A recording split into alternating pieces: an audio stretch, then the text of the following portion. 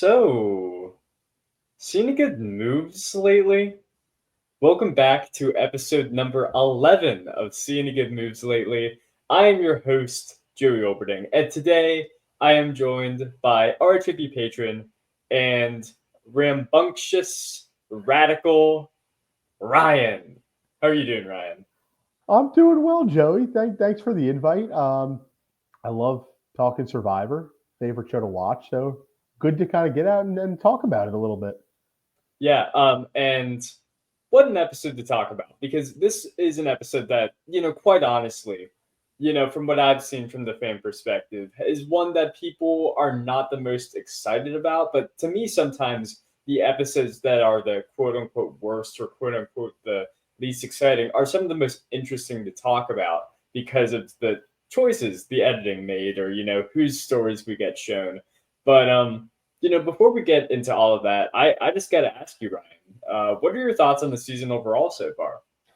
Yeah, so I mean, it's no secret that this season kind of has ebbed and flowed a bit with the kind of high highs in the beginning, and no doubt, people, the mass is feeling that we're in a bit of a lull here. But to your point, first of all, I'm kind of feel like I'm an optimist by nature and with loving Survivor to begin with. I'm always like any episode of Survivor to me is a good episode of Survivor. So still happy to watch it. No doubt it's in a lull with kind of the strategy. But to your point, there's always decisions being made by the players that kind of makes even this kind of relatively seemingly straightforward episode kind of interesting in what each person kind of is thinking in the moment. So excited to talk about it. Yeah, I think a lot of this episode and a lot of what I think is interesting is sort of how each player, because at this point, we only have six left, seven if you count before the episode with Mary, left in the game. So there's a lot more to understand about what each of them is thinking going forward, and I think that's something that I am interested in talking about, especially since we're only one episode away from the finale at this point. Crazy. So yeah. Yeah, And I agree. the seasons both sort of snuck up on me in terms of like how quickly we've hit the finale because there hasn't really been much happening. But also it's kind of like, oh wow, okay, so the finale's soon. All right, so we'll see the end to whatever this build up surely is. Cause Exactly. And I think it's always it's kind of the setup of the will they won't they, right? And the problem with that when you kind of edit it that way is the longer it takes to find out, the more kind of seemingly frustrated the viewers start to get. Is it going to happen? Is it going to happen? More times than not, we've seen that it does happen, but we have also seen times where it hasn't, and who knows where this one is shaping up. Yeah, it's interesting because you're right. The fan perspective on the season, went from pretty high to start things off, and then it's just gradually tripped and fell off of a cliff. And now it's at a very, very low point, the lowest of the new era. Like I saw something about like how this episode was like the lowest rated on IMDb of Interesting. any Survivor episode, which I mean, I'm sure we can both agree that that's kind of ridiculous, but Yeah. it shows something. It shows something, I guess. Yeah, for sure. And it's funny too because I was thinking about this um, with kind of the fans hovering on this season.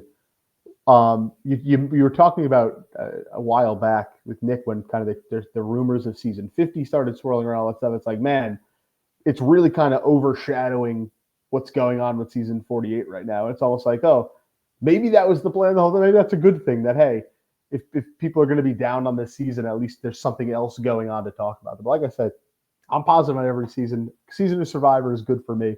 So no problems on my end. Yeah, no, that's a really interesting point because I think a lot of times if there's sort of a season coming up that people are hyped about, I feel like just thinking about it, the season that comes before it is usually a little underwhelming. Like you think about Mm-hmm. Island of the Idols before Winners at War, definitely underwhelming. Yep. You got I don't know, like say oh, there's one that is just in my head that I just lost. Oh, Worlds Apart before Second Chances. Yep. I'm a big fan of Worlds Apart, but I'm a bigger fan of Second Chances, and without a doubt, the voting for that was overshadowing that season. For sure. And that's sort of what we're getting with season 50. Obviously, we're not voting on the players that are making it in, but we're voting on some stuff: fire making, idols, the pace of the game or whatever. I don't know, random stuff. But I mean, if nothing else, Jeff is saying, hey, you can watch this season, like go ahead, but also pay attention to this Right. that's going on right now. Exactly. Yeah. Which I think is interesting, but I don't know. Either way, I don't think this is the worst season of Survivor I've ever seen. I don't think it's the worst stretch of episodes I've ever seen. Is it boring? Yes, to some extent. Is the editing kind of weird? Yes, kind of. But at the end of the day, it's still 90 minutes, and I feel like for the most part, we're getting things happening in this 90-minute episodes that are still pretty interesting, all things considered.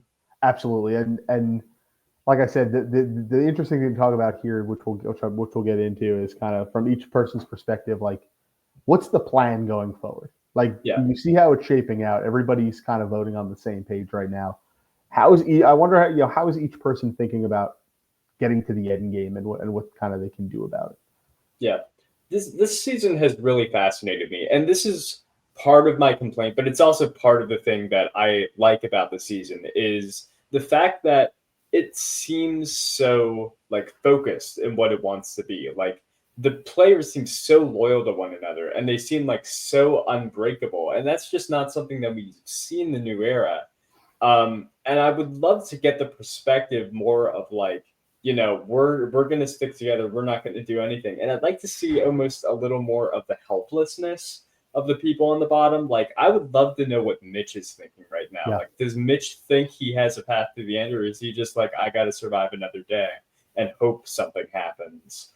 Yeah, it'll be interesting to see. And to your point, like the biggest thing that kind of catches my eye when kind of the alliance of four is talking is like we've seen numerous times throughout the last few episodes of quotes like I wrote one down. Joe says, I don't really see any scenario where we don't get to the final four. And like usually when you see that stuff flash up, you're like, all right, this person's going home or this downfall is coming. And time after time, we have not seen that. So it's either, hey, is this setting up for some huge monumental downfall at the end, or is this just showing us, hey, this is just kind of how it's going to be? Yeah, I mean, it's a great question because like at this point, you would think that if a move were to be made, it would have happened by now. Like you would have thought that okay, Mitch and Camilla and Star and Mary would get together and would blindside Joe or something like that. But we're at the point where it's like if you look at the core like nucleus, which is Joe, Eva, Shaheen, Kyle, like there are still two advantages between one person. Mm-hmm. Like Eva still has an idol and a safety with that power. Joe is the person who is either winning all the immunities or coming the closest to winning all the immunities, and Eva's not that far behind. It's like not only is this four, super tight, they're also the strongest people in the game, like physically. Like Camilla winning this last challenge was, because she's better at puzzles than everybody else, I suppose, but you can't bank on that when it comes to all the rest of the immunity challenges. And her like place in the game is really weird to me too, because I don't understand how far she is in that group or how outside of it she is as well. Yeah, I think from Camilla's perspective, the problem with the place Camilla's in is that everybody sees that kind of there's this big pair, Joe and Eva, that they're trying to work around. But the problem with where Camilla's at is Camilla's not working only against those two, but if Camilla really wants a chance to win this, I think Camilla also is going to need to see at least Kyle or Shaheen leave as well. Yeah. So it's not like different than like somebody like Kyle, who I think, hey, if I can ride with Joe and Eva, or if I have the opportunity to flip over, either way, I have a decent enough shot with the jury. At Camilla's point, I think there's a few people that she'll need to get rid of in order to have a shot. Yeah, I think for Camilla, it's interesting because the person that she both needs to stay and needs to go is Kyle. She like needs Kyle on her side to stay in the game, even just one more round. But she also needs him gone in the sense that like she hasn't been able to have any agency in the game without Kyle. Even her big move, which was saving Kyle, was because they trusted each other and he was like, okay, yes, I will play my idol and not vote you out. Like that was a group move that was not Camilla's move necessarily. And everything since then has just been her. It seems based on the way, based on what we're shown, been Sure. her being like, "All right, I'll stick with you, Kyle. You're gonna get me to the end. Working with you and trusting where you're at's gonna get me to the end." There's been no point in this merge gameplay where I've been like, "Oh, Camilla holds all the power right now." You know what I mean? For sure. And that's why I think the biggest thing is and that's why I think the interesting thing is the difference of where Kyle's at versus where Camilla's at. And like you mentioned, like I think so. For example, this move today to get rid of Mary, I think is actually the right move for Kyle. I think Kyle still sits in a spot where he can flip if he needs to. He still sits in a spot where he's in the 4. And like I said, either way, if he can get to the end, which he has a path to, he's got a shot. Whereas, like you mentioned, Camilla both needs Kyle to help her and also needs Kyle gone to win. So I think for Camilla, not the greatest thing to happen today. And for Kyle, I thought it was actually the right move. Yeah, I Kyle was an interesting contestant to me because conventional wisdom would say that, like, okay, he's getting these confessionals about how conflicted he is and how he wants to play the middle and how he wants to stay loyal and he doesn't want to be a game bot and burn his allies. But at the same time, he has been in this middle position the entire game, and eventually he is gonna have to pick a side. For sure. Like, there's no way he can get to the end with Joe and Eva and Camilla unless he literally says, "Hey, snuff my torch, I'm out." Yep. Like, that's not going to happen. So it makes me wonder, like, is the fact that he's been putting it off so long going to magically make the torch snuffing sting less for Camilla or Joe? I don't think so. I think that if anything, they'll probably be more bitter since it'll be a more, recent wound. I think about Maria and Charlie. If Charlie had blindsided Maria way earlier, which wouldn't have happened, but let's say for argument's sake it did, would Maria still be bitter, as bitter as she was, a day later versus 7 days? I don't know. I don't know. Yeah, I agree. I agree 100%. Like the more he pushes it off, the more it's going to sting for whoever it is that ultimately he decides to send home, unless it's him. Like to your point, Yeah. unless he's the one who gets flipped on because hey, they figure out, hey, Kyle's been riding this middle this whole time. If he's not going to make a decision, we're going to have to do something about it because there's other people there that Joe and Eva are working with. So Yeah, if he's going to kind of not make a decision, then they're going to have to make a decision for him. That's the thing too, is like Kyle, I think, perceives himself of being like so secure. I don't think he perceives himself as being somebody who can be flipped on. But I know Camilla knows that she's not in that strong 3 or whatever. Joe and Eva have been the tightest duo since the game began, and everybody knows about it. Eva went on record this episode saying that she would play her idol on Joe if it got to that point. Crazy. I don't know why Kyle is all of a sudden thinking like, oh, well, loyalty is going to get me to the end. Because if Eva or Joe win that final immunity challenge, which conventional wisdom says they probably will, since they've been kind of the 2 best people at challenges overall, still in the game, I think that means Kyle would just go into fire, which maybe he wants to do, but we haven't seen him say that he wants to. So I don't know. Last week when Star went home, kind of got me out on Kyle, and he has not roped me back in this episode. Like, I need to see something from Kyle to believe in him again. You know what I mean? Interesting. Yeah, it makes sense. But to your point, I was thinking about that too, about Kyle's spot, and it's like if and even you and Bryce kind of mentioned it last week, like he kind of sees the winning spot as the third person to go with Joe and Eva to the end. Mm-hmm. And like you just mentioned, the problem with that is if you're the fourth, if there's 4 of you and Joe and Eva are 2 of them, the only way that you avoid going into fire is to guarantee you're winning that Final 4 immunity.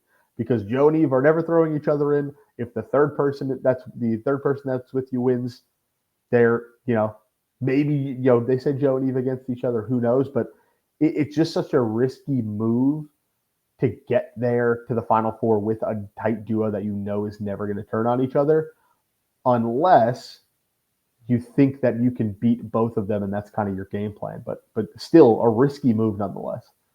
Yeah, no, that's a great point. And frankly, I think that like in the event that let's say it's a Final Four and Kyle wins immunity and it's Joe, Eva, and I don't know, Shaim, like he would probably want to go in the fire. He would want to prove that he's, actually played the game and is willing to make moves considering he hasn't made a move since the merge started in that world. You know what I mean? Mm-hmm. Like I don't know. I feel like if I were on the jury right now, I would be waiting for something to happen, sort of like the audience. I'd be like, all right, it's just been goat after goat after goat going home. Like we haven't seen somebody who David is the only person on the jury who's played a pivotal role in the game. And even still, he was always sort of seen as by his allies as someone to work around, not Yep. necessarily with. And certainly nobody on the jury has been good at Survivor, like at least from my perspective. I agree. So it creates a really interesting game state because I think the 6 people remaining have to be the best players in the game because they've made it here, and all the other goats, all the other people who had no chance of getting votes are gone at this point. Like, but at the same time, I'm like, none of them have really done anything. Like, I can't say as much as I want to say, oh man, Joe's played this great social game. Like, the cracks are there. We see the reasons why he also hasn't played a great social game, his perception and stuff like that. So I don't know if he's a great player. I would say Eva's played a good game because she has all this power in this obvious duo, and no one's targeted her. But at the same time, I don't think anybody perceives her as being a threat at the same time. So I don't know. We just talked about Kyle and Camilla, and I don't know. It's weird.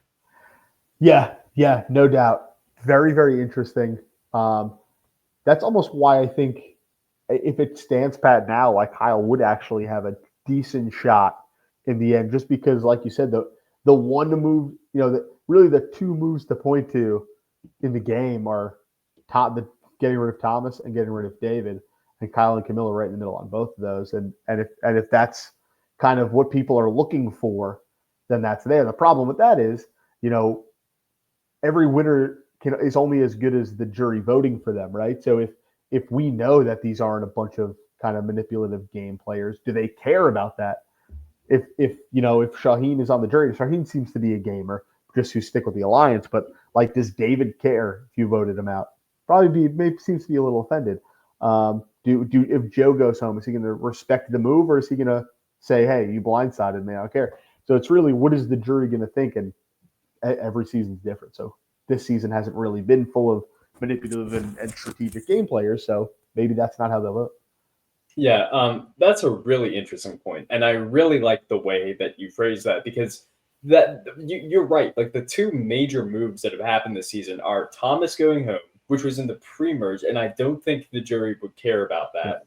Yeah. And it's David going home. And what was David saying the entire time in that episode? He was like, Kyle and Shaheen are flipping. Joe and Eva, you gotta stick with me. We gotta see this thing through. And what did Joe and Eva do? They flipped on David almost even more directly because David was trying to tell them, hey, this is going to happen. Yeah. Like, don't fall for it. Like, let's stick together. So I think if it comes to, Kyle or Shaheen next to the 2 of them, I think David's probably more mad at Joe than anything else, which is interesting because it kind of goes against what you would expect. But I think it goes to your point that Kyle does probably have more of a shot than I feel like he should. But yeah, it makes sense. You're right. Is David going to vote with his heart? And if he is, who is he more frustrated at? The people who were flipping on him, or the people who he said, "Hey, we need to do something about it," and they kind of left him in the dust? Well, it seems like David's frustrated with everybody. I'll say this. This season has taken a lull, but David on the jury has been something else. I feel like he goes into every tribal council with like, I have to be the most serious man on the planet. This is the most grave thing I've ever had to experience. It's like every time he goes into tribal council, he's going to a funeral, but he's dressed like a frat bro. It's a very weird dichotomy. It's so good. And Cedric posts, I don't know if you see Cedric posting about it on Twitter is good too. Like, he held his face the whole episode, the whole jury time, the whole however long it was. and it's so the standing up, but still keeping the stone cold face. It's so good. Yeah, but I mean, you're right. The jury will be interesting because, like, I don't know who has the jury's support. Like, I would think maybe Mitch would because he's been on the bottom, and like maybe people will be like, "Oh, well, you made it up against the huge alliance, so shouts out to you." But at the same time, like he actively refused to make moves against this big alliance. So I don't know. Maybe Camilla, Shaheen will get respect. I kind of feel like this is kind of a lose lose lose for everybody still in the game. Like I don't think anybody's going to be happy with anybody there at the end, which I think is interesting. Like we haven't seen that in the new era, but Yeah, yeah, you're not wrong. It could definitely roll out that way where there's have to vote for somebody. yeah.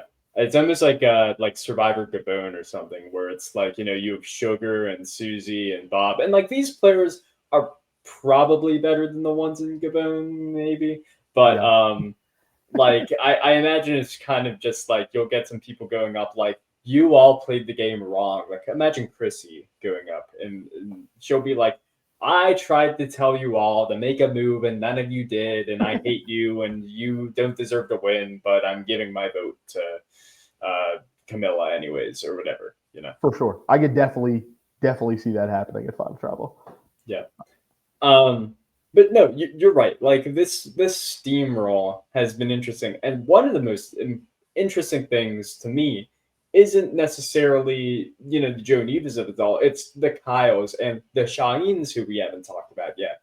Like Shaheen has basically been since day one been like the strategic confessionalist. Like we've seen insight into his entire game, except now we really aren't. Like I feel like we haven't recently. It's just been I'm sticking with my guns. I'm sticking with the alliance. And it feels like he's also maybe like devolved into loyalty, loyalty, loyalty, which I'm sure is a very conscious choice. But it makes me wonder, like, does he think he said that he thinks he'd win against Joe, which I don't think is necessarily inaccurate, but I also don't know if that's something you can bank on.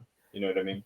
Yeah, I that confessional caught me too because that's the first time we really, to your point, he's been giving the strategies and this is what I should do and this would make sense and we've seen like from confessionals alone that he's got the mind to do all these things, but if he ultimately believes that he can beat Joe and he knows Joe and Eva aren't going to turn on him, is there that incentive there to actually do anything, or is this hey, it is what it is? But again, if him and Kyle both think that, the rub is going to be that one of them is not going to be able to get there if the four of them try to get there together.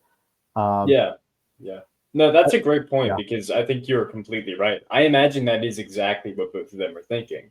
Is that we haven't gotten the confessional from Kyle talking about it, but I'm sure he thinks he can beat Eva. I'm sure he thinks that. Whether he can beat Joe, I think is probably more of a question mark. yeah, But also, he's talked so much about how he feels so close to Joe that honestly, I think Kyle is sort of in a position where it's like, I don't even care if I win. I just want what's best for the game or whatever. I want somebody I respect to win. I think that's kind of where Kyle's at right now, and you can sort of see him, torn between two sides. While Shaheen, I think, is way more like conscious about it. He's like, yeah, I can beat Joe at the end. He's burned people, I haven't, which I think is fair and probably accurate. But at the same time, I don't know if you can bank on that. I just don't know. I agree. Yeah, and it's funny. The really, and I'm sure people have made this comparison before, but it's really the vibe of the editing of it is really giving off kind of the end of Ghost Island vibes, where it's like Laurel sitting here with these confessionals and saying, "Hey, I know I need to do this. I know I need to do this. I know." Then everyone's like, "Great, yes, perfect," and then ultimately it doesn't end up happening. But this duo, they have these advantages that people know about. The ultimate difference between that, though, like we just talked about, is Laurel probably was working under the assumption like, I don't know that I'm going to be able to beat either of these guys. Where Shaheen and Kyle might be thinking, if I'm there with Joe and Eva, I really think I have a shot, and that kind of could be the differentiator behind what they decide to do. Yeah. I do want to talk about sort of Eva's perception because this is something that I have started to feel very passionate about the past couple weeks, which is I feel like Eva should have more respect on the cast for how she's actually played. I feel like she's played as well as you would she can by being so open about her advantages.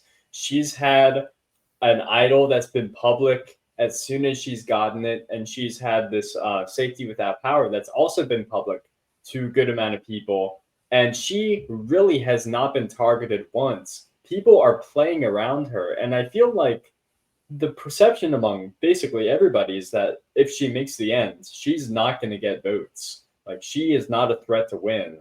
Um, whether that's because she's riding Joe's coattails or whatnot, or because of her perception as, a young woman in a sea of sort of, people in their 30s or whatnot. Mhm. That's a question that I don't think we'll ever know the answer to, but I do think that, like, she's played well. I think I just don't see the jury respecting her, though, which I don't know if I necessarily agree with. Yeah, I'm with you. I mean, she's done everything she's wanted to do. She's done it. She's been open about it. She's part of this pair, and it's interesting because I agree with you. Like in that situation, I think Eva definitely would deserve votes and definitely has played well enough and stuck to this enough to win. But it's funny, you're just seeing it from their perspective, right? How many times in this episode have we heard, we got to get rid of Joe? Joe's the biggest threat. We got to get rid of Joe. Joe's the biggest threat. And I don't know if that's because they've kind of built this idea of this strong alliance and they see Joe winning these challenges and Joe's the one that they all kind of go and talk to. But to your point, I mean, Eva's played great and has really done everything she's needed to do to get where she is. You're right, has the advantages, hasn't been targeted because of it. Even still knowing she's the one with the advantages, they're still looking to blindside Joe instead. So I think she's done great, and I think she should have a shot if she gets there. But to your point, does she? Who knows? Yeah, I might be wrong, but um, I believe her safety without power expires this upcoming episode, I Yeah, think. final six. So she's guaranteed Final Four right now, Yeah, with that and her idol. Now, obviously, she could save it and play it on Joe or something else, and shenanigans could happen. yeah, But I mean, like, she's in a great position and has been in a great position ever since the merge hit. hmm, I've seen people sort of compare her game with Xander from 41, where it's like she has these advantages, but no one really cares about getting rid of them because yeah, they're not a true threat at the end. And like that's valid. Like that's a valid criticism. And I think that there are definitely comparisons there, but that also begs the question of like, do you think Xander should have gotten more respect at the end of 41? And that's a different question sure. because you know that's sort of I feel like where we're headed because like if we get to a final three of like I don't know this is really off of the rocker like there's no way this is happening but like Eva, Camilla, and Mitch that's basically a recreation of the 41 final Yeah. three.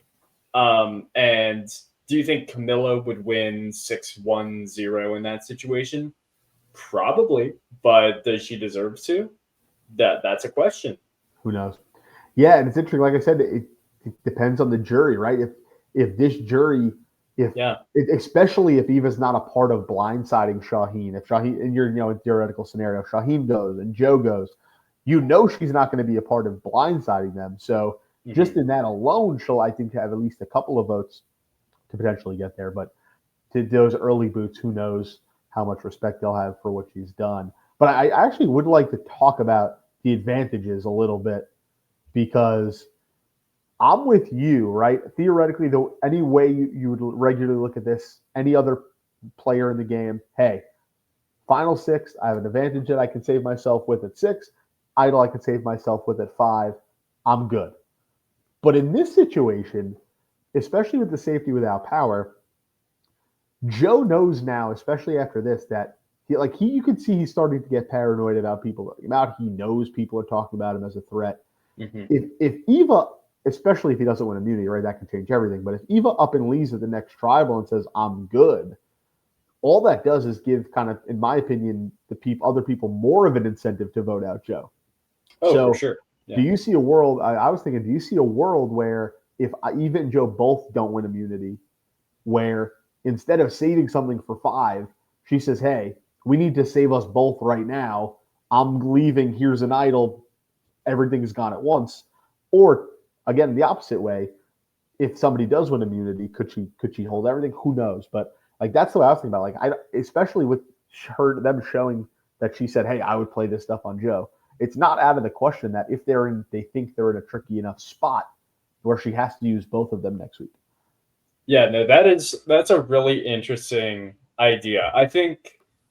Look, here's the thing. Joe does seem pretty paranoid right now. So I definitely think like next week, say he doesn't win immunity, I think he will probably be like, okay, I want to make sure you're still with me, Kyle. You're still with me, Yep. Shaheen. We've been doing this the whole time. We're doing this, right? And Eva, I think for her credit, has been way less paranoid. She Yep. has been extremely like calm, to some extent confident, maybe overconfident to some extent, but like she has been like my allies are gonna be with me and they're gonna be fine with me and like we're just gonna keep doing it. So Yep.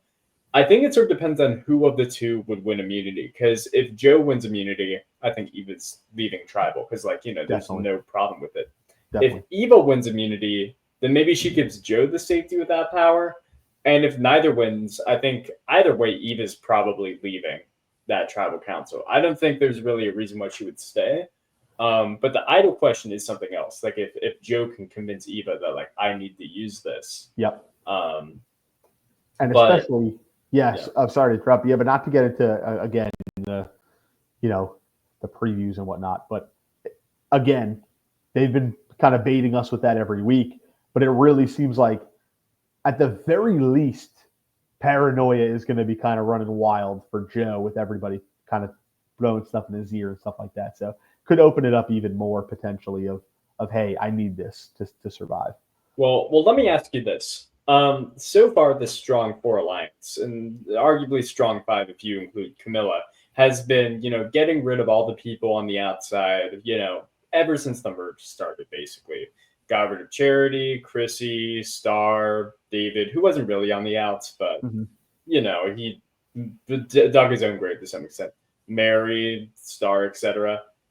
Do you think that they'll just get rid of Mitch this next week? Because like I feel like at some point you've got to double down on what you've been doing the entire time. Like if that's your game story, why are you gonna? If you're Kyle, like why would you pivot from that now? If your whole thing has been loyalty, loyalty, loyalty, You're totally right. It's definitely possible.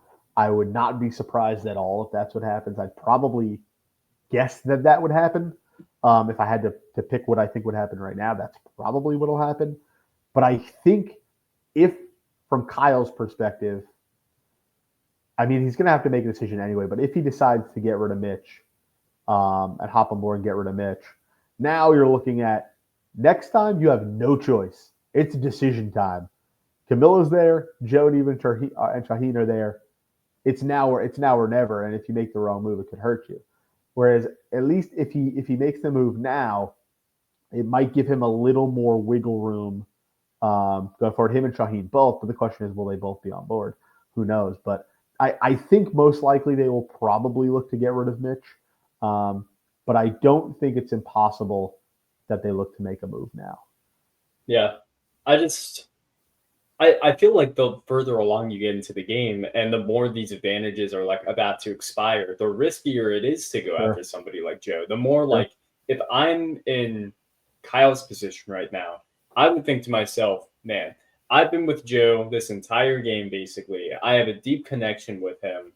And I know he's a threat and I know that he can win, but I also know that like if I try to go against him and say Shaheen disagrees with me and tells Joe, that's my game being blown up. And all of a sudden, I'm no longer trusted and I'm on the bottom and I have no respect from people.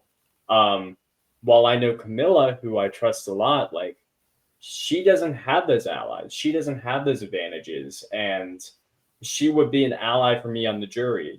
She would be rooting for my game.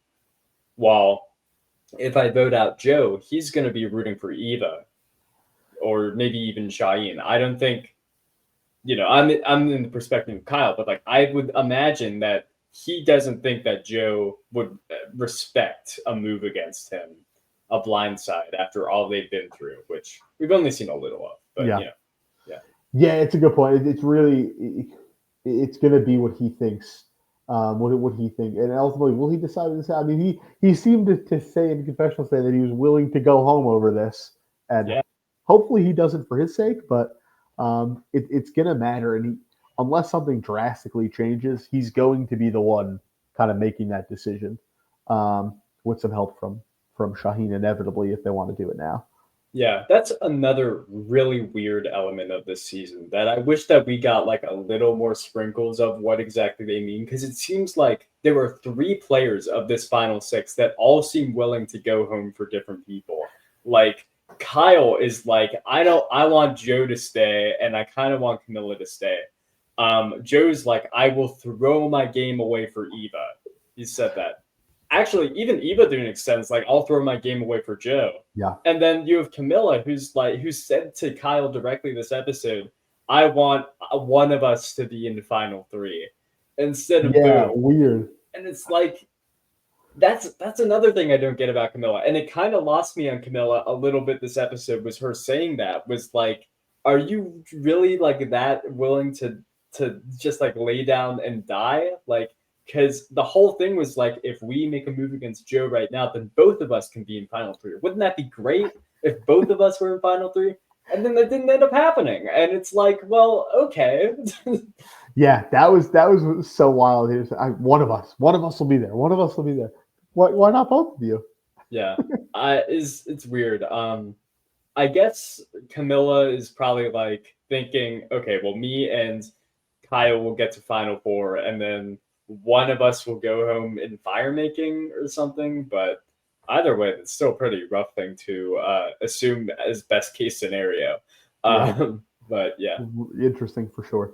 Yeah, maybe she thinks that like God, I don't even know what she could be thinking. Like maybe she thinks in Final Four that if Joe wins somehow she'll take Camilla, or like would send Camilla in the fire and then Camilla would win against whoever else is in fire, whether it be Kyle or Shaheen or I guess Mitch. But yeah, once again, rough assumptions to make, because all these scenarios we're throwing out are still them playing around Joe and Eva.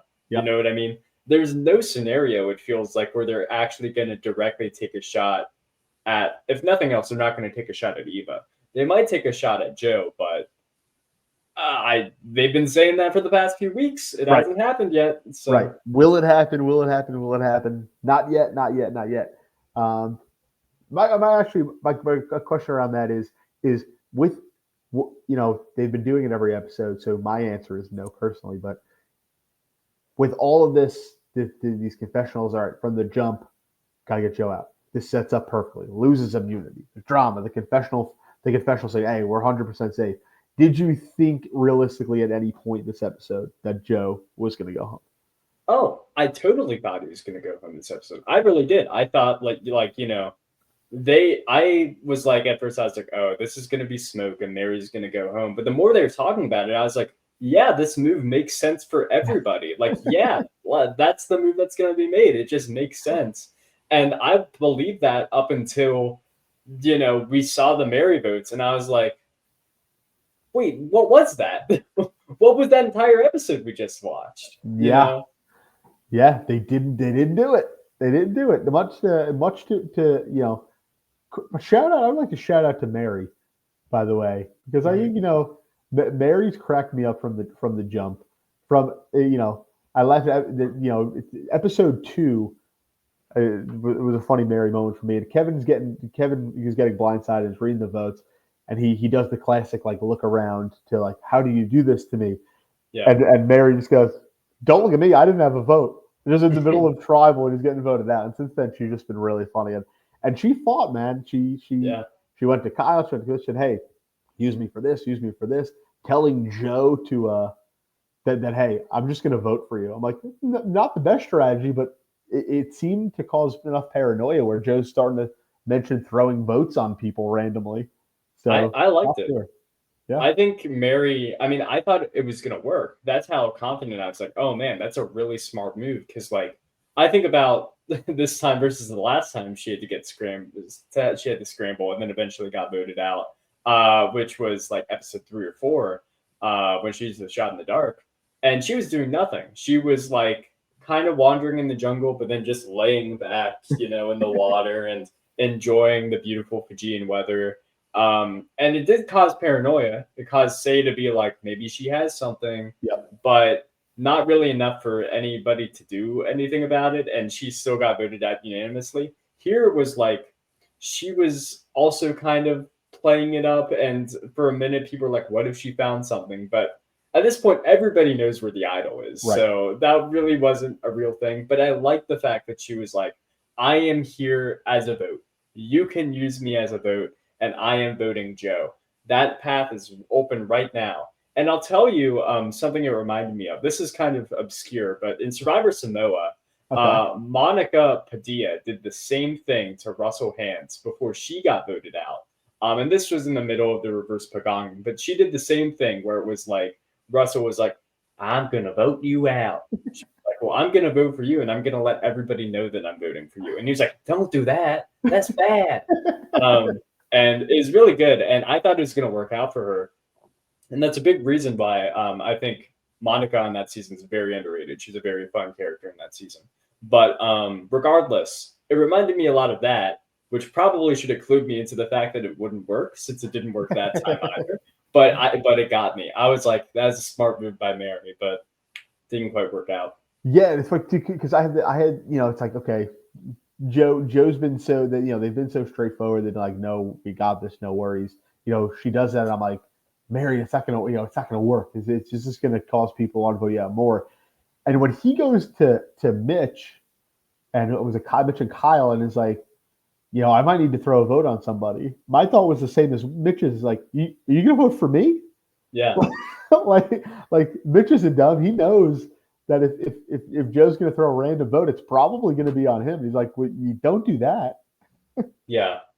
And Mitch's like gameplay is, I mean, it feels like there's nothing to it. I feel like it is just self-preservation. Like, we haven't gotten anything from Mitch, detailing that he's thinking any deeper about the game than I'm trying to survive a vote. Like, the most was his I don't trust Star and Mary from a few episodes ago when they could have made a move.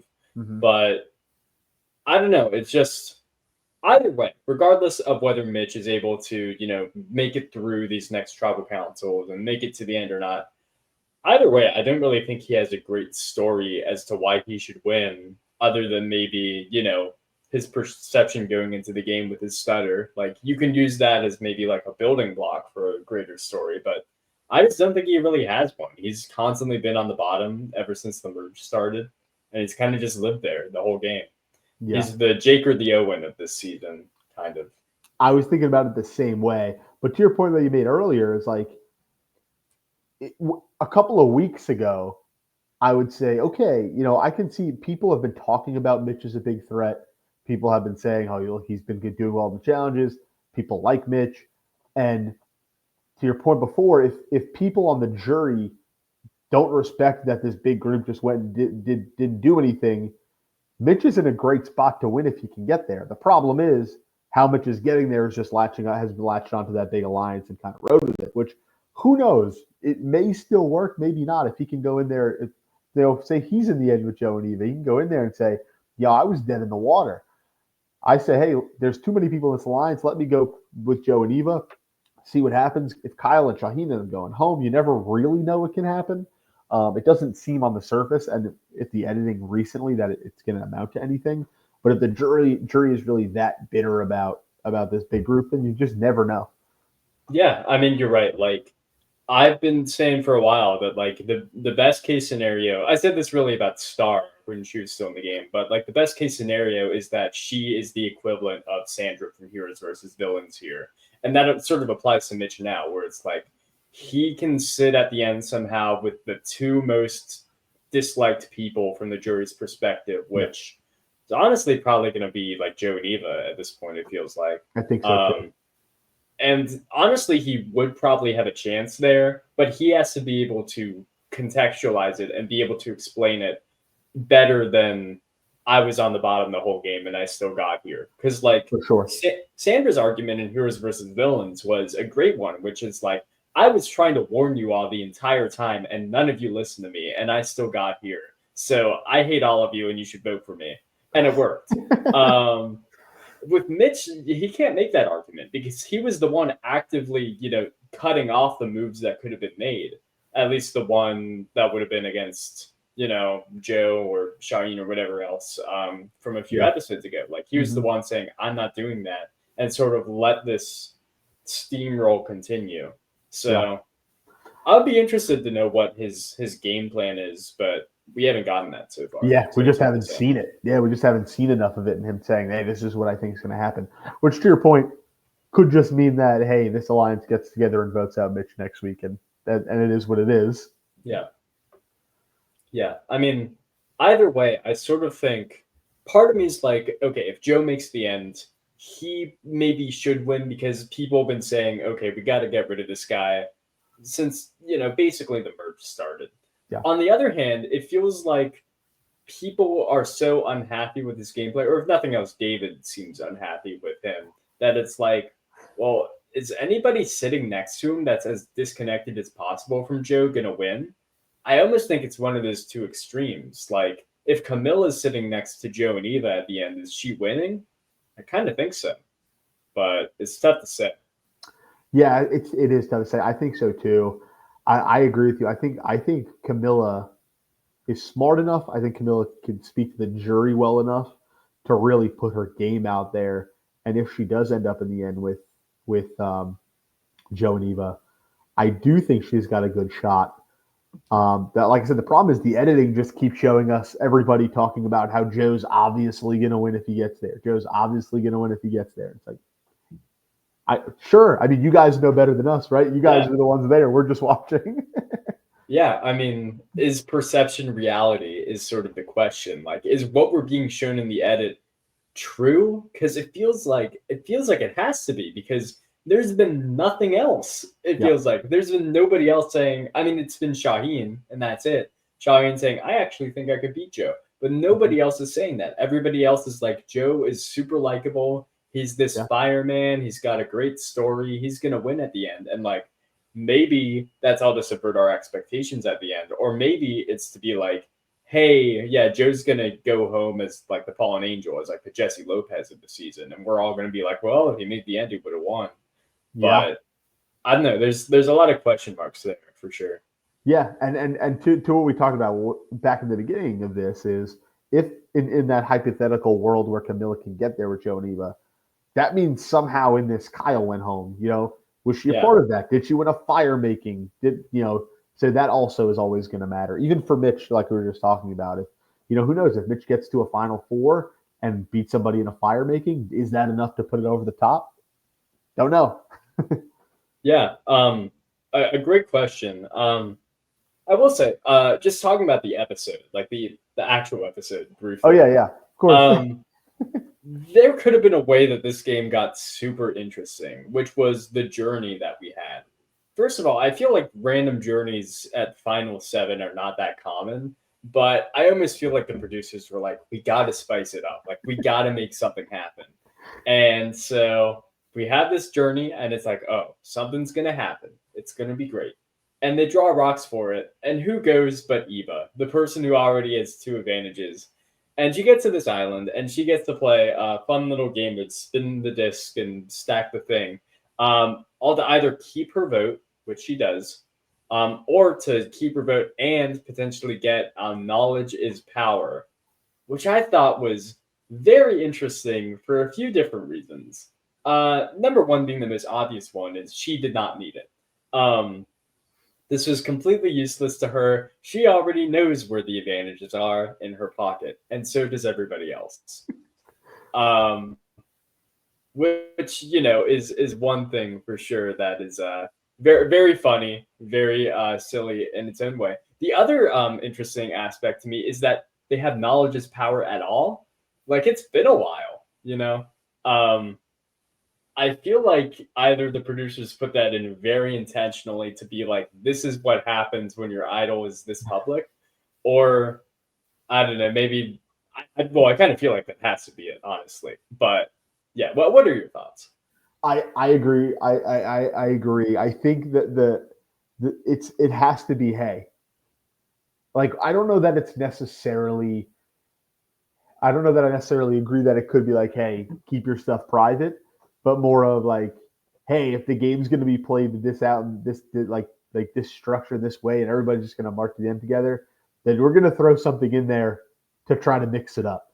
And obviously, Mary's, I'll go. I would love to go. I would love to go. And everybody else doesn't want Mary to go. Obviously, Eva makes the right call here. But the funniest thing, to your point, is Eva comes back and says, "Yeah, good thing you guys didn't go. That would have been really bad for me."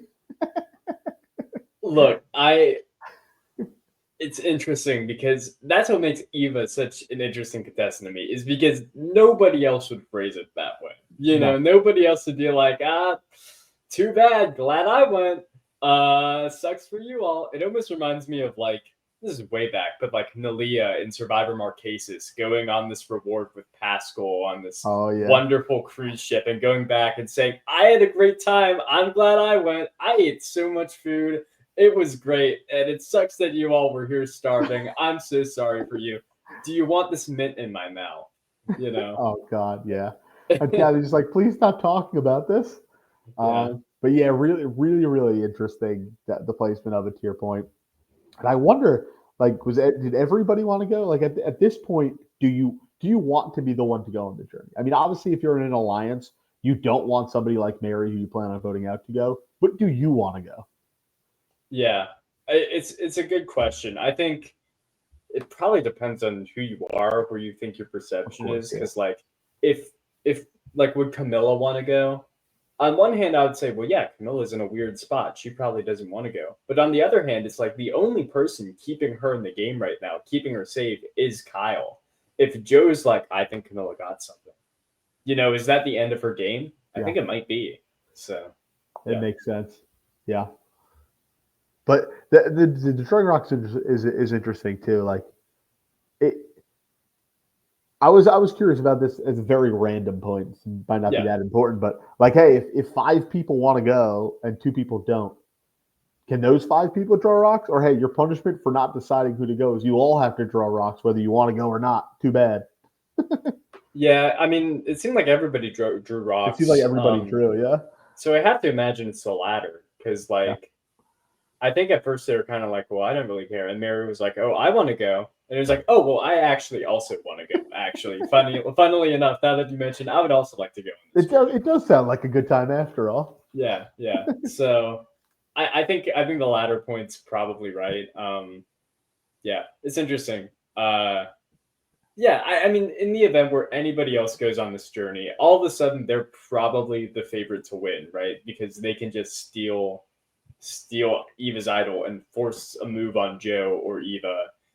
And all of a sudden they're like, oh, they're so smart. Oh, they pulled off a great move. Oh, they're in pole position. But of course, the one thing that could have switched the game up doesn't happen. And we're back to talking about the same thing we've been talking about for the past few weeks. For sure. But yeah. I mean, the question though is the way this season's unfolding, to your point of Kyle getting emotional, I don't want to have to hurt anybody, and Joe and Eva, like, would they have? Like Mitch would have, Camilla would have, but if Kyle or Shaheen go, they get this knowledge is power. Do you think either of them actually make that move to steal something from Eva and use it to get them out? I don't know. I really don't know. That is a really interesting point, because I was sitting here about to say, like, I almost am happy that nobody got the knowledge is power, because I would have thought as a viewer that it's like, oh, that's rigged, or whatever. But that's a really interesting point, because like, if Shaheen gets it, like, is it better? Or no, let's say if I'm Kyle, is it better for my game if I use this without telling my allies to get Joe out? I almost think that makes things worse. I almost, like, obviously, I think the people who are already on the jury are probably going to be more like, oh, Kyle totally betrayed him. Finally, that's the move that we're looking for. But if you're, Eva or Joe or even Shaheen to some extent, you're probably like, we had this whole thing. Why you betrayed first David and now you betrayed us? You're just a flipper. Like, you don't know what you want. So which who knows, he might end up coming off anyway. But I agree. Like I don't think he would. I don't think Shaheen maybe, but I like Kyle from his confessionals. I don't think he would have. I think he would have gotten it. I don't think he would have used it. Shaheen is such an interesting case, and I know we already talked about it, but like it seems like he should be more strategic than he is. Like I think he is strategic, but all the confessionals that we get from him are basically about loyalty. And that is a strong force in Survivor. And sometimes being loyal is the smartest thing that you can do, but is he even looking to make a move at all? Like I almost think he's not. I almost think that he just wants to stay in this position and let himself get to final three that way.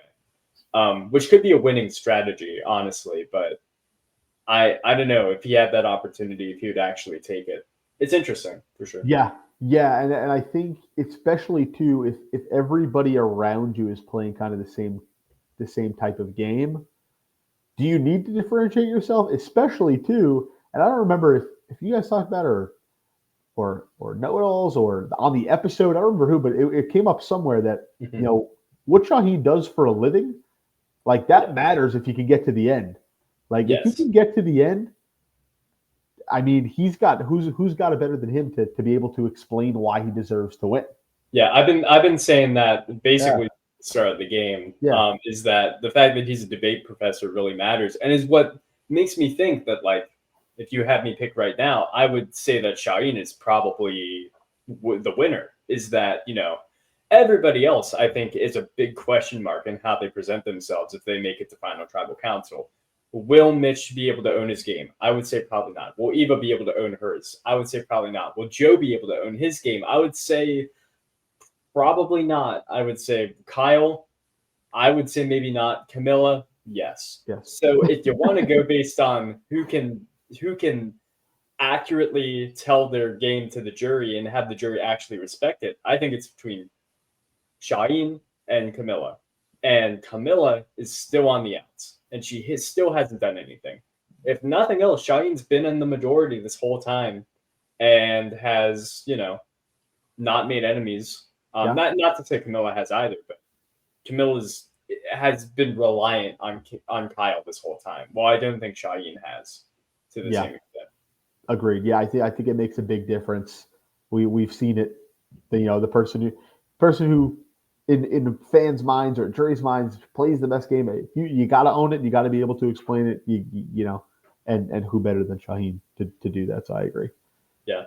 Other than that, boy, what else happened in this episode? I'll say the immunity challenge / reward challenge was pretty fun. I love seeing people spell incorrectly on Survivor.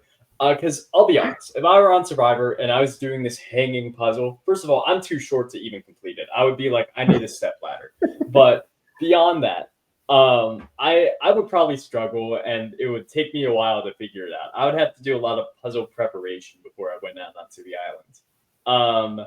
That being said, I don't know if I would spell quite as wrong as Joe did. I still don't know exactly what he was going for.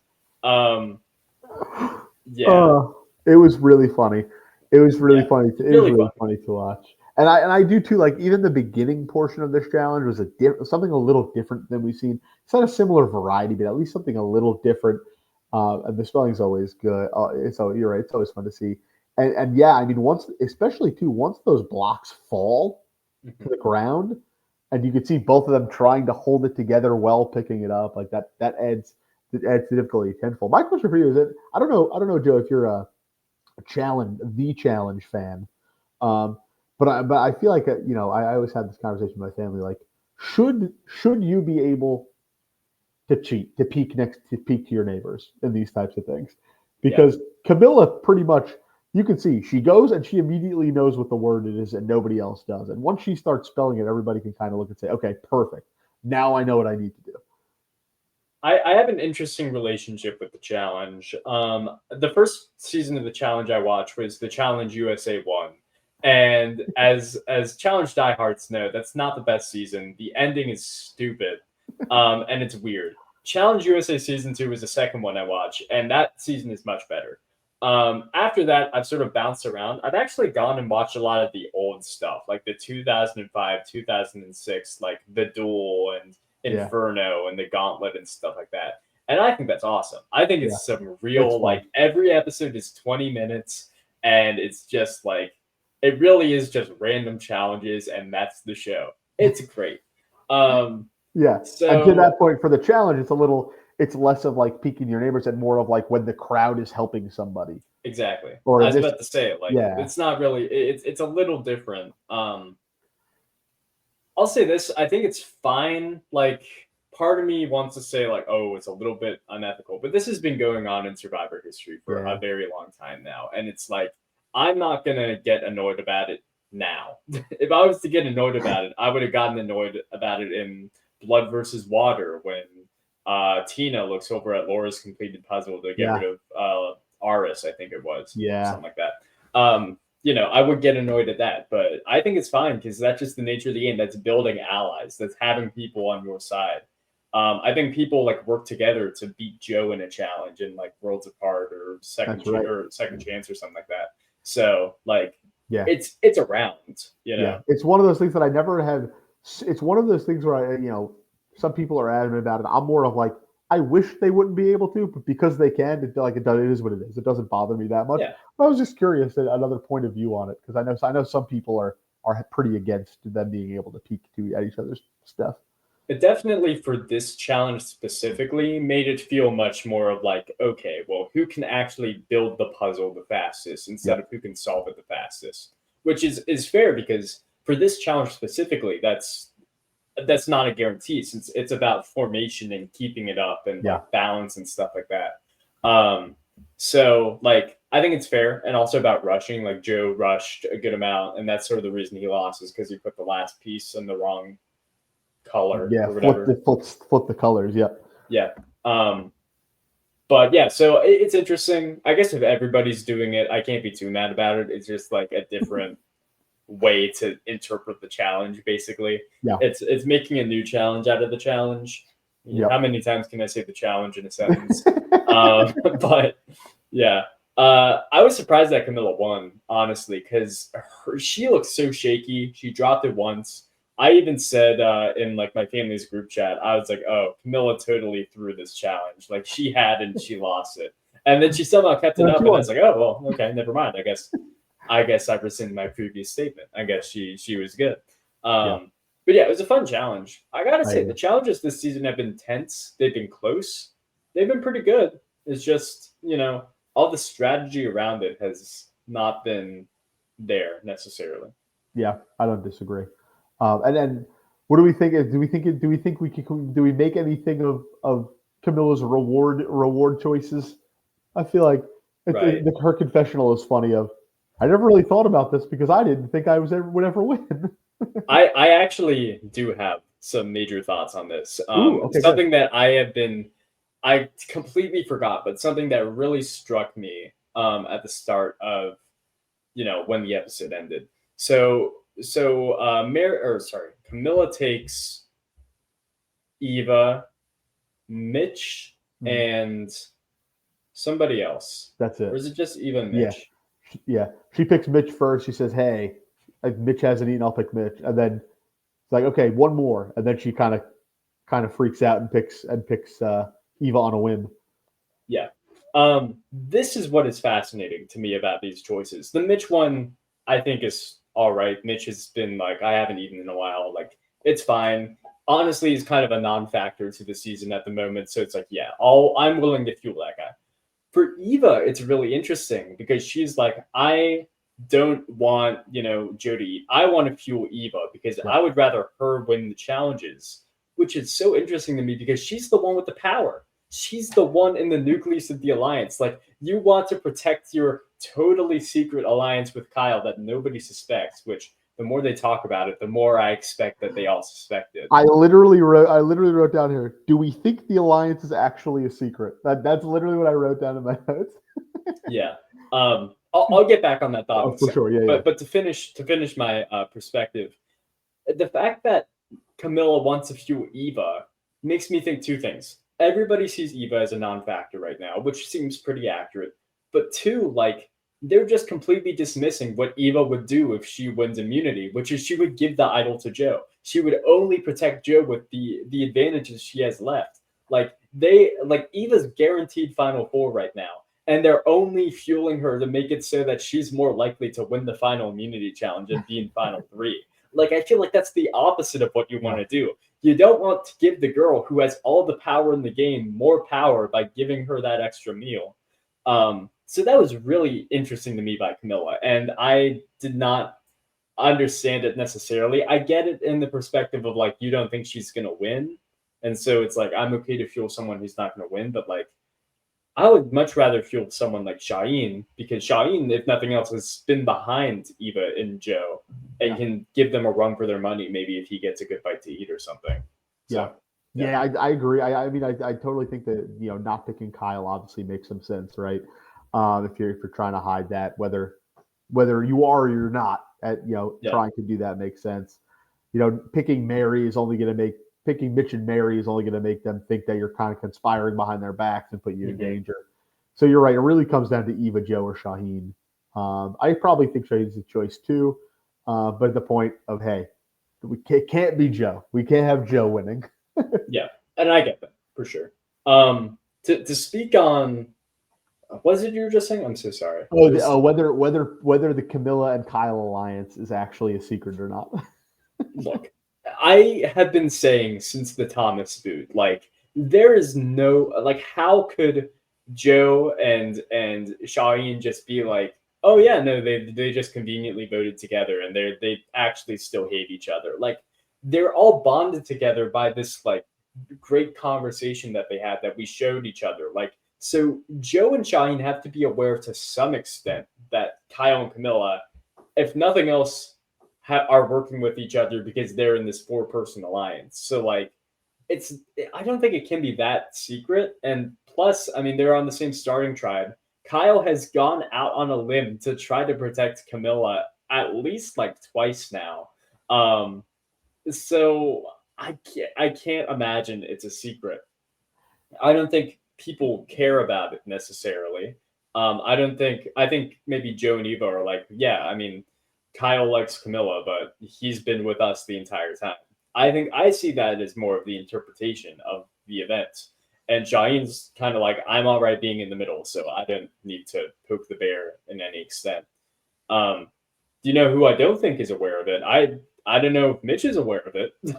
That could be the person who it's a secret from. True. But I think everybody else, Mary included, probably knew about it. So yeah, especially too, because I mean, to your point that what the day that Mary's adamant, Camilla needs to go home. Camilla needs to go home. And everybody's like, I don't know, Kyle. I don't know that that's the best move. And David's pretty open. Like David, hey, something's going on there. Like they're closer than everybody thinks. So to at least there has to be at least the thought there that they're definitely cool, they're definitely tight. But like you said, Kyle hasn't betrayed them yet, so there's no reason to think that he will now. The interesting thing to me about that episode too is David wasn't even necessarily like, I need to get Camilla out. He was more like, why isn't Kyle telling me that he's close with Camilla? It wasn't even necessarily that David's like, oh, I need to split this up. It's more like, I just don't understand why, if we're close allies, he's just not telling me this. Like, I'm telling everybody about how close I am with Mary. Like, Joe and Eva have been open about how close they are with each other. Like, why is Kyle so defensive about how close he is with Camilla? Or at least that's how I interpreted his confessionals at the time. But I don't know. I think Kyle is really obsessed with the idea of having a secret alliance that he doesn't really realize that it's not as secret as he thinks it is. Yeah, that's funny too. Yeah, I to the point. I also don't think it's a secret, but I definitely don't know if they all think that. They clearly don't think that Camilla is Kyle's number one, and to the point, neither really do we. They keep saying that, Camilla keeps saying that, but until either Camilla or Joe and Eva are kind of voted against by Kyle, we don't really know the answer to are they actually number ones or not. Yeah, it's a very good point. Yeah. Yeah. And then we also had on top of that the moment where he reveals to her that he's a lawyer, instead of a teacher. Where do you stand on the hidden lawyers, the lying about your jobs? Where do you fall on that? I will say this. In Survivor 45, we had 3 lawyers on the season. We had Julie, we had Jake, we had Katura. And I believe that the only person who lied about it was Katura. And Katura went through the whole season being like, I am not a lawyer, I am a different thing. And Julie was open the entire time about being a lawyer. And she made it to Final Five or whatever. And Jake went through the whole season being like, yeah, I just became a lawyer, and he made it to final 3. So I really don't think it matters to me. Kyle being like, by the way, secretly I was a lawyer. Like, this is him trying to do his like Marianne thing, where it's like, this is my great reveal. This is, I have been keeping this deep secret from all of you for so long, but it turns out I'm a lawyer. But in reality, it's more like a Sue from last season. Like, by the way, I'm older than you think I am. Or Sammy from 43 is like, by the way, I'm 19. It's more like, all right, dude, whatever. Yeah, it's like, okay, great, sounds good. Thanks, Kyle. Yeah. Yeah, and I like the way that we got the Camilla confessional afterwards, where it's like, some people might say that it's bad that he kept that information from me, but I just value how he told me that as an ally. But the way that the way I would feel about that is like, okay, why did it take you so long to tell me if this has been your secret the whole time? I don't know. Yeah. It's weird. It's a weird thing to like, because like if I went on Survivor, I would have nothing to hide. Like if I would, how stupid would I feel if I got to final 3 and I was like, by the way, I host an amateur Survivor podcast. I play Blood on the Clock Tower. I'm an RHAP patron. I've been keeping that from you for so long, and I feel so bad, but I had to. Yeah. You're right. It's silly. I mean, the lawyers are conniving. Do people really think that? I mean, maybe some people say they think that, but they actually think that. Who the heck knows? I think there are very few professions, honestly, that it makes sense to lie about on Survivor. Like, I get if you're like a professional athlete, like a Jeff Kent or a Gary Hogaboom, why you would lie about that. Because, fame, perception, blah, blah, blah. Like, Yeah. I can understand that. I can understand if you're like Brian Heidick and you're a used car salesman, why you might lie about that. I can understand that. Beyond that, I think things become much more of a question mark. Like I really have to think about like other things people have lied about not being. I can't really think of them. Yeah. Like Tom Westman didn't lie about being a 911 firefighter or 911 firefighter, but I mean, like he still won. So I don't know how much these professions like really actually matter in the end, but I don't think so either. Yeah, this is interesting. A weird random time for him to just decide to out that. And to me, if anything, it read like he almost is feeling guilty for kind of not necessarily siding with her all the time. And I think that's really all it came down to. I mean, quite honestly, I think that's fair. I think he should feel a little guilty for having not done anything. And at this point, I mean, it's gonna take a lot for Camilla to win, like to get out of this position. Like, sure, Mitch is probably on the bottom before her, but like Kyle has basically set things up where it's like it's a question mark that even he gets to the end. So it's definitely a question mark that Camilla gets to the end. Yeah. And they've been playing this secret alliance so much where it's like, I will be in the majority alliance, while you'll be on the bottom. And they've just been playing those roles the entire merge. And all of a sudden it's like, oh, Camilla, I'm sorry that you're on the bottom. This is my bad. Hey, I'm a lawyer, if that makes you feel better, Yeah, so we'll see. Will he go with her or will he won't? I think that's kind of going to be the question that people are looking to see is, hey, will this happen or not? Yeah, we're waiting. The fans are waiting. Yeah, the fans are waiting. I'm okay. We got to talk about Tribal Council because Mary, she tried her best, but she goes home, and we need to talk about David because for all of the nothing that this episode was, this was a very funny episode between the spelling shenanigans and whatever David was doing. Mary gets voted out. She leaves. She's not too happy about it, as you would imagine. But the most unhappy person in the room is David, who him in his tank top and backwards hat stands up and just stands there. He just stands there. Like, Oh, so good. maybe this is like one of the biggest perks of having people who haven't seen much of the show because they have no self-respect.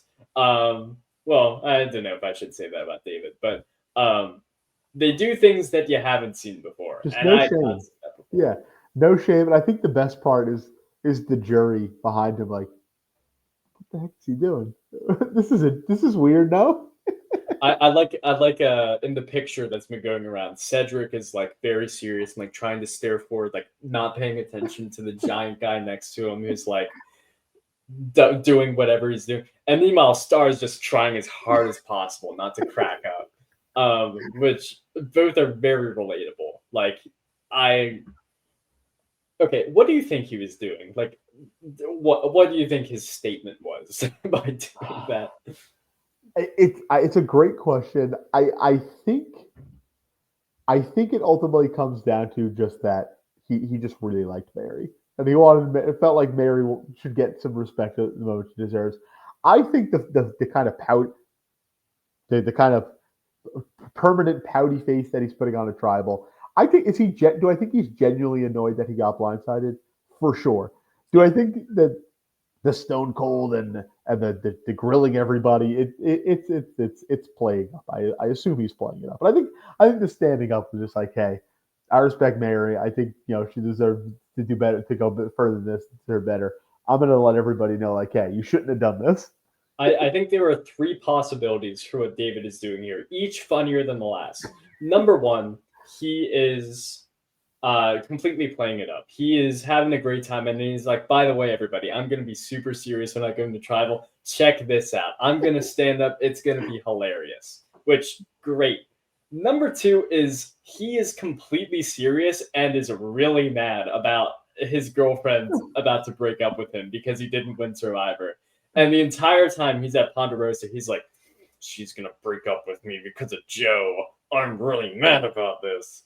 And then the third option, which is like, maybe this is a little like rough to put out there, but I'll say it is like the idea that David is really mad because his girlfriend broke up with him, and he's like, but I kind of have a crush on Mary. So then he gets like really mad about it, and it's like she gets voted down. He's like, well, "You did this to my island girlfriend. We were, that's not really actually. Obviously, that's not really what's Yeah, happening. But it's a very funny perception to me of like we have David and Mary who like became this duo seemingly out of nowhere, really out of nowhere. really out of nowhere, and it's like such a duo that really the editors I don't think had any idea what to do with it. Like we got one confessional that was like David and Mary are talking so much it only almost seems like well they're not, but it almost seems like and then David gets voted out and then like we get nothing until right now where David's really mad about Mary being voted out, which like fair, I'm sure he's very annoyed about the game state and that was his number one ally, I guess. But why do you got to stand up, man? Sit down. What are you doing? Very strange. But Yeah. it's funny too because, like to your point, it definitely came out of nowhere. Editors like wouldn't do this. But the funny thing is, like, they're probably out of all the duos, they're probably the characters that have gotten kind of the quirkiest edits. Yeah. I would say, other than the star rapping stuff, but that didn't really come until late. Mhm. But from the jump, kind of David and Mary both kind of gotten this a little funny, little quirky edit. When in reality, like they at the biggest point when David goes home, I mean, they had a clock. They knew what the right move was. They Mhm. knew what was going on. They were aware. They had the right strategy and game plan. Ultimately, they just didn't have the votes with them. But it's funny how they kind of get this weird, quirky edit, and even now with David standing up and everything. When in reality, like they had their finger of the pulse on the game, and it just kind of didn't work out. Yeah, you could make an extremely real argument. It's probably the argument that I would make that of the people sitting on the jury bench right now, David and Mary are the best players there. Like, and that's funny because as I have said numerous amount of times on this podcast, Mary got voted out already. She got bailed out with a shot in the dark. But I mean, it's true. Like she had the correct read on where the merge was going, and she was the one trying to make moves and doing smart things, like saying, "Hey, Joe, I'm going to vote for you." Like at the end of the day, I do think that was smart. I think her goose was cooked regardless. But I mean, like these were smart things to have done. And David, for his credit, he was in the majority alliance, and he correctly sussed out when people were going to vote him out. I think the biggest problem with David is that he turned people off in the majority alliance from wanting to work with him anymore. He sort of cooked his own goose, so to speak. But either way, they're still like they were still there. Like they still had the opportunity to be in the position that say Joe and Eva are in now, but it couldn't make it work. Totally. And I think the fact that was weird too is that he kind of pulled in Mary. Like he's like, no, we got to get rid of Camilla, but Mary's fine. Mary's good. I can vouch for Mary, but Camilla's got to go. She can't be too tight with us. But Mary, I can vouch for Mary. But you're right. I definitely think they knew what they were doing. Even like we talked about, Mary going back to kind of throw kind of a little bit of mind games with Say to, hey, do I have something? Do I not? I think she even though she kind of got this funny edit that going out with really no chance here. I really think she knew what she was doing. I think she had a good idea of what was going on, just ultimately just couldn't quite grasp. And like she mentioned, every time she mentioned in the episode, every time I find an ally, they get voted out. I mean, I'll say this about Mary. That is a skill to have, is to be the person that people are constantly like, we don't need to get rid of you. We need to get rid of your ally. That's something that happened a lot to Jake in Survivor 45, is his close allies would go home. I think I even talked about this like last week, where his close allies would go home instead of him. Like Caleb went home instead of him. I guess Katura went home instead of him, though they weren't really close allies. Kelly went home instead of him, et cetera, et cetera. Like being the person who can stay, that's Sandra Diaz Twine Cat. That's something she did, and that's why she won twice, is that ability to be like anybody but me, ... even my allies. The problem is, eventually Mary ran out of allies, so it's weird, because she's on such like a loyalty focused season, and everybody she's loyal to has been a target. It's weird. It's interesting. Yeah, weird dynamic. It reminds me a little bit of. I haven't rewatched the season, so maybe not the strongest. But it reminds me a little bit of Michelle in Winners at War too. Yeah. Like it seemed like every time Michelle had something going, the person she was working with got voted out instead, and she was just left like with nothing to do. Yeah, no, that's a great call, and I think it's pretty similar. Yeah, I think that's a great shout. Yeah, regardless, I know we've kind of talked about it the entirety of this podcast, but I may as well ask, like, what do you think is going to happen next? Like, who do you think is going to go home? We're at the final 6 now, one episode before the finale. What do you think is going to happen for the rest of the season? Let's just do a big prediction. Oh gosh. At least this next episode. You didn't have to do the whole thing. I'll try. I'll be very wrong. I'll write this down so everybody can know this. Okay. I think if we going on what we have to go on so far, even with the chaos that we see in the coming up on the next episode, I think the lack of the lack of kind of strategy and stuff that we've seen from Mitch, I do think that the best bet is that Mitch just gets voted out next episode. What happens going into Final 5 is going to be the big question, because I do think that Kyle, Shaheen, and Camilla, if left with Joe and Eva at the Final 5, obviously there's an idol that they would have to deal with.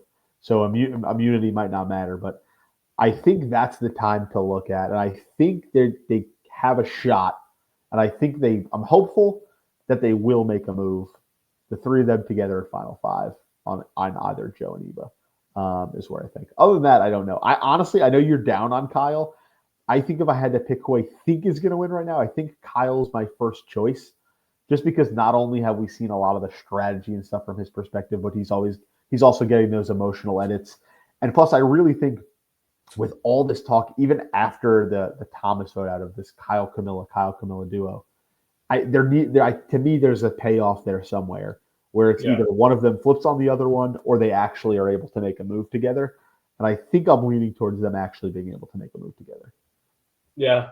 Man, I have to think about what I think is going to happen because I have only thought about it a little bit. I'll agree with you in this extent. I think that Mitch is sort of at the end of his rope at this point. Like this past episode, the editing convinced me as to why getting rid of Joe would make the most move for everybody left in the game, not named Eva. Like to me, it was like, okay, this makes sense.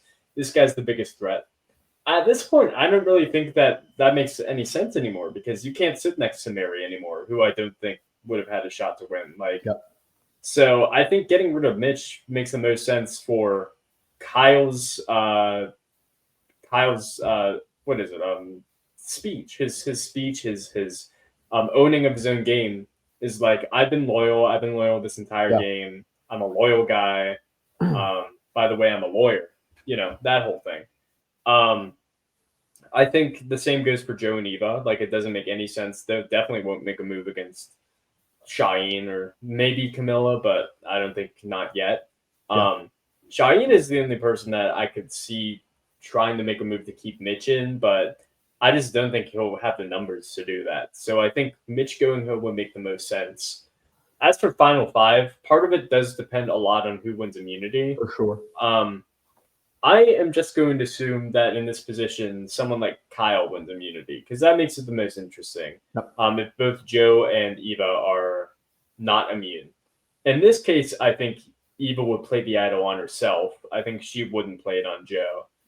And that's where I think a move could be made against Joe. And that's kind of what I see happening, honestly. Yep. I kind of agree with you. I think if there's any time for a move to be made, it's then. And then that leaves Final Four of Eva, Shaheen, Kyle, and Camilla. And there, I think, regardless of who wins immunity, I think Eva's being taken to the finals. And I think the most likely winner of whatever immunity challenge it would probably be Kyle. So see a fire making of Shaheen and Camilla, and maybe see Shaheen win that, and have a final three of Shaheen, Kyle, and Eva, with Shaheen winning. Is that possible? Yeah, I could see that. I really do think, it very well could be Joe, and they're just hitting us like right over the head with, hey, Joe's gonna win. But my top two candidates to win right now are Kyle or Shaheen. I think one of the two of them has it just from edits and stuff like that. But to your point, and to go back a little bit on what I just said, but if at Final Five they want to make a move, the only problem they're going to run into is, will Shaheen break his relationship with Joe and Eva to get into this kind of four with Kyle and Camille? Like, obviously there's no more vote, so it doesn't there's no vote at four, so it doesn't matter from that perspective. But if Kyle and Camille are like, okay, perfect, we're both tight with Shaheen will do it, and Shaheen says, I don't really know that I want to do that, then there's really nothing they can do. And then Kyle gets put in a spot where I guess I just have to vote Camilla out. And that could be the payoff, is Kyle ultimately voting Camilla out. But it's going to depend. Kyle and Camilla won't, regardless of if it's Final Six or Final Five, they're not going to be able to do anything unless Shaheen is on board. I mean, quite honestly, I think that is the best move that Shaheen can make at this point, is just double down on not doing anything. Allow yourself to play the middle of these five and allow yourself not to make a move against either one of the duos and be the third and scoop up the jury votes while the two others are, there for playing the same game. You know what I mean? I think that makes the most sense for Shaheen. I don't think it necessarily makes sense to make a move against Joe. I think he might do it anyways if everybody else is, but I think I agree. I think it's going to come down to him, and I think I agree with you. I think the right move is to, if it comes to that, right? Theoretically, Joe could go home next week. Who the heck knows? But if that's the situation you find yourself in, where even if Camilla goes, it's Mitch and Kyle, or Camilla and Kyle and Joe, and you're like, I would do with I would ride with it. They were loyal to me. They'll be loyal to me. Again, the only problem with that is if either of them wins, you're definitely going into make fire. Now, this actually, I want to talk about a new scenario really quick, because this is something that just popped in my mind. Imagine if somehow Joe or Eva go home next episode. Very possible, especially possible that Joe goes home. Joe, yeah. Imagine if somehow Eva gets blindsided, just for the sake of argument, and Joe is at Final Four, and he wins immunity, and he has the option to put in Shaheen, Kyle, or actually, no. Let's say the Final Four is Joe, Eva, Kyle, and Shaheen. It's possible. It's possible. That Definitely. just is the world where nobody makes a move. Definitely. And Joe wins immunity. I guess he would have to put in, you would just assume he puts in Shaheen and Kyle, For but at sure. the same time, is Kyle going to be like, I can't believe you do that. We had so many close conversations. I would say probably not, but I mean, there's Probably a not. chance. There's a chance. I don't know. I think that would be an interesting scenario too. Yeah. Regardless. Yeah, that's just the danger of going with Joe, planning to go with Joe and Eva in the Final Four, is it increases your percentage that you're probably going into fire. Yeah, yeah. I mean, that's the biggest problem with Shaheen's loyalty gambit, is he knows he's 3. There's no way he doesn't know he's 3. Right.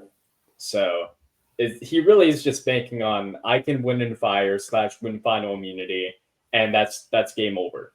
Like that is his hope. And I think it's a fair, I mean, I think he's the person most likely to win right now, but it is a gamble. And meanwhile, Joe, his path to the end is way more clear, even if he is being perceived as the biggest threat right now. For sure. But yeah. For sure. Super interesting to see. Yeah, I mean, maybe Mitch doesn't go home next week. You never really know, especially, again, Common Attractions. Fake, who knows? But yeah, it almost like the Common Attraction at least wants us to believe that people really might not even be going after Joe. It might be Kyle and Camilla trying to turn it on Shaheen, and Shaheen having to fight the other way, and Joe and Eva kind of in the middle of this. Who the heck knows? Yeah, I mean, Shaheen, this whole game has, sort of been in the perception of like, I'm just in the shadows, I'm in the darkness. But at the same time, he's the person getting throwaway votes from Chrissy, and the person getting throwaway votes from, I think, Star. People are still seeing Shaheen as like, oh, this is somebody that we need to get rid of at some point.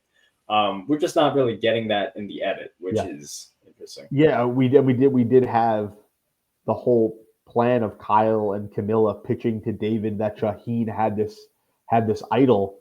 Yeah.